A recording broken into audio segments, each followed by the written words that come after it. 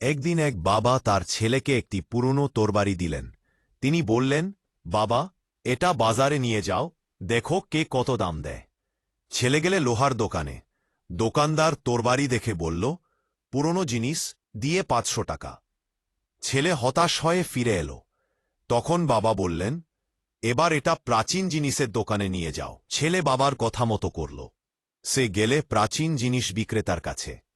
দোকানদার অবাক হয়ে বলল, এটা তো বিরল তরবারি, আমি 500,000 টাকা দে।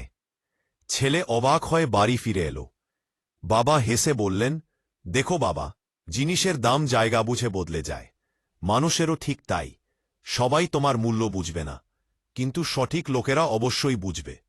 শেষে বাবা বললেন, নিজের মূল্য সব জায়গায় নয়, সঠিক জায়গায় প্রকাশ করো, তাহলেই জীবনে সফল হবে। এরকম গল্প পেতে লাইক দিয়ে সাবস্ক্রাইব করুন।